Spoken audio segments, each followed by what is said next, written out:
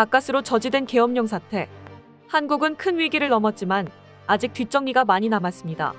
그래도 다행인 점은 계엄으로 인해 발동된 포고문의 조항이 3시간도 되지 않아 무력화되었다는 것. 계엄 세력을 제외한 국가 기능은 다시 정상으로 돌아왔습니다. 역설적이게도 대한민국의 민주주의가 제대로 동작한다는 것을 보여주는 장면이었죠. 이 일은 현재 국제적으로도 그 어떤 이슈보다도 뜨거운 화제입니다. 세계 주요 언론사의 신문 일면이 한국의 계엄령 소식으로 대서특필되었고 그것이 빠르게 종결되었다는 소식 역시 전해졌습니다. 이에 각국은 이 사태에 대한 나름의 평가를 내놓고 있는데 유독 한 국가만이 입을 꾹 다물고 있습니다.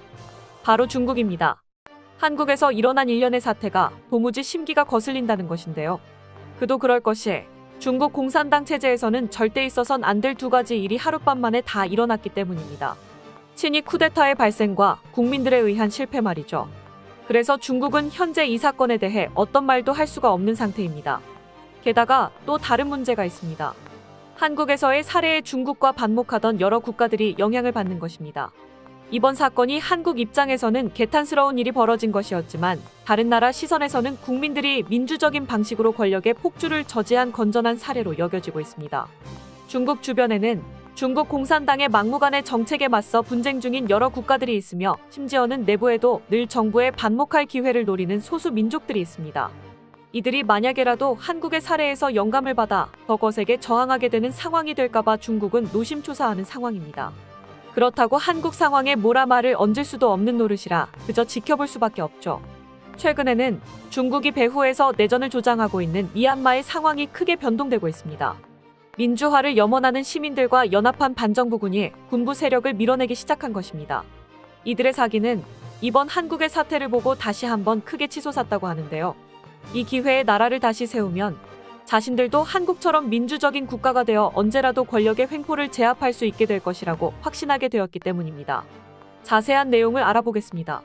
한국에서의 계엄령 소식을 전 세계가 주목하고 있는 가운데 유일하게 중국만이 현재도 CCTV나 환구시보, 인민일보 등 관영 매체 전부가 침묵하고 있습니다. 이들 매체의 온라인 첫 화면에서도 한국 비상계엄 관련 뉴스는 찾아보기 어렵죠. 중국 정부도 입을 다물고 있습니다. 백악관 등 주요국에서 해당 사안에 대해 간략하나마 입장을 낸 것과 대조적인데요. 주한 중국 대사관에서 교민들만을 대상으로 동요하지 말 것과 한국 정부의 통제에 잘 따를 것을 당부한 게 전부였습니다. 관영 언론들이 중국 정부 의중을 반영해 보도의 양과 깊이를 통제하고 있는 게 아니냐는 해석이 나오는 건 이 때문입니다. 중국 정부는 여태껏 입을 다물어야 할 때 늘 그랬듯이 주변국의 내정에 대해서는 공식 입장을 밝히기 어렵다는 입장을 취할 가능성이 높습니다. 한국에서 발생한 초대형 정치적 사건이 실제로 중국 정부가 입장을 밝히기 어려울 만한 일이기 때문입니다.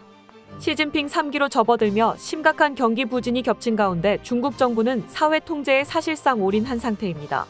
최근 연이어 발생한 묻지마 범죄에 시진핑 중국 국가주석이 직접 나서 사회 갈등 해소를 주문한 것도 이 때문인데요. 중국 내 자유주의 유입의 유일한 창구로 여겨지는 홍콩에 대한 통제 수위를 매년 끌어올리는 것 역시 같은 맥락입니다. 이 가운데 한국에서 발생한 사실상의 친위 쿠데타인 비상계엄 발동과 국민들의 행동으로 인한 실패, 그리고 아마도 탄핵으로 이어질 정치 드라마는 중국 정부로서는 절대 받아들일 수 없는 일입니다. 한 전문가는 중국 입장에선 최고 지도자 1인의 결정을 인민대표기구가 만장일치로 차단하고 국민이 이를 심판하는 과정은 절대 있어서는 안 될 서사라며 바이두 포털에 게시된 한국 상황을 보고 듣고 생각하자는 글에 뜨겁게 반응하는 등 온라인 여론을 보며 중국 정부는 상당한 부담감을 느낄 수 있다고 설명했습니다. 시진핑의 독재와 절대 권력으로 유지되는 중국 체제는 통수권자가 권력 연장을 위해 계엄을 동원하는 일부터가 있어선 안 될 일이거니와 이걸 국민들이 막아서는 일도 생겨선 안 되는 것입니다.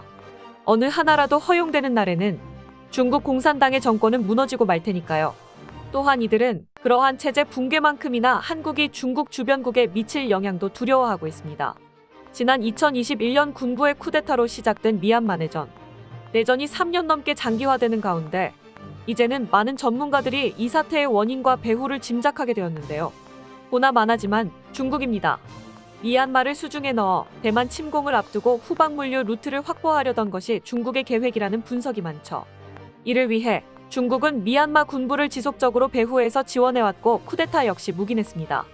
이들이 미얀마를 접수하고 나면 훗날 중국이 전쟁을 일으키면 후방 육상 보급로로 이용할 때의 길을 내준다는 것이 조건이었을 것입니다.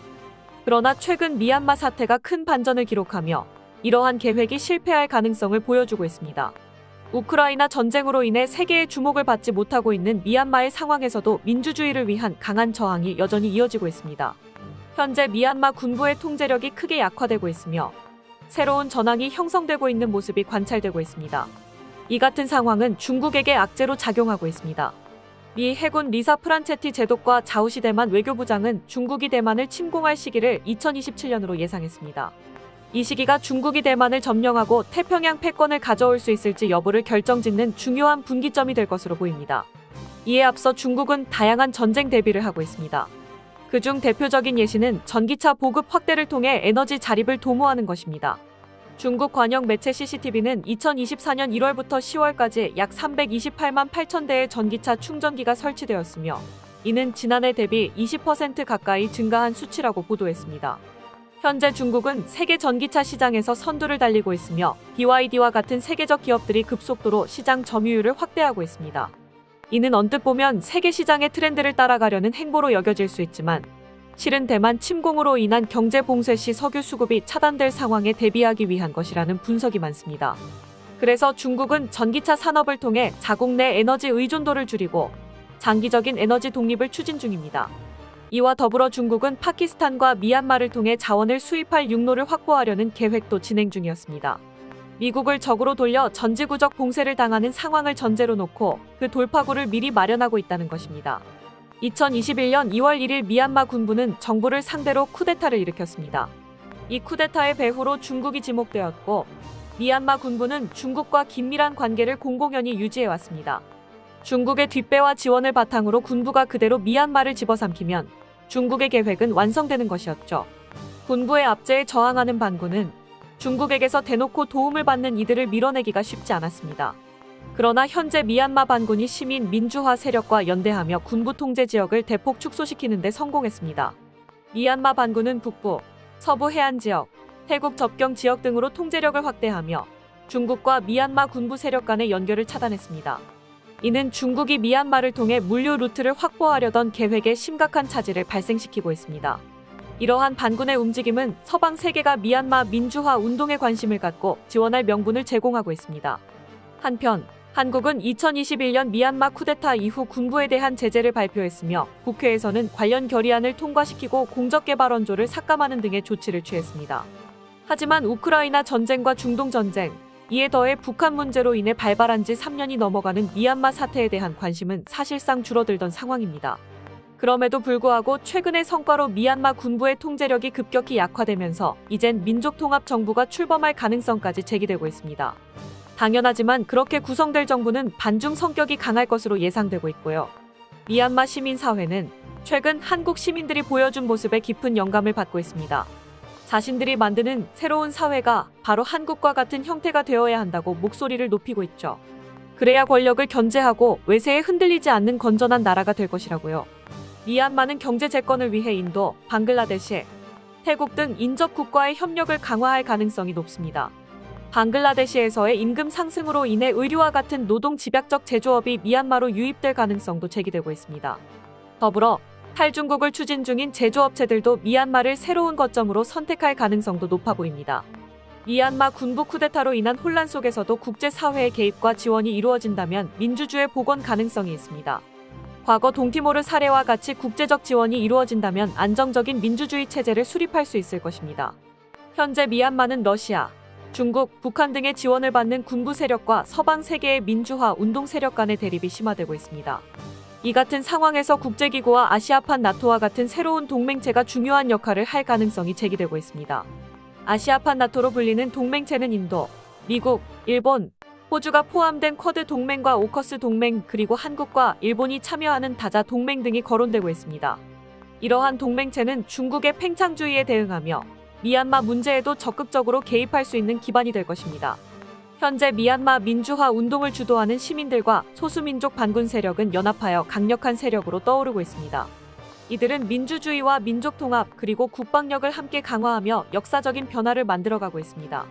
특히 산악 지역에서의 실전 경험은 중국에게 위협이 될 수 있는 중요한 요소로 평가되고 있습니다. 미얀마의 민주화 성공은 서방 세계의 중요한 협력자가 될 가능성을 보여줍니다. 이는 중국에게 큰 위협으로 작용할 수 있으며 동남아시아와 세계 무역 질서에 새로운 변화를 가져올 수 있습니다. 따라서 앞으로도 중국에 대항하는 이들에 대해 세계의 지속적인 관심과 지원이 필요할 것입니다.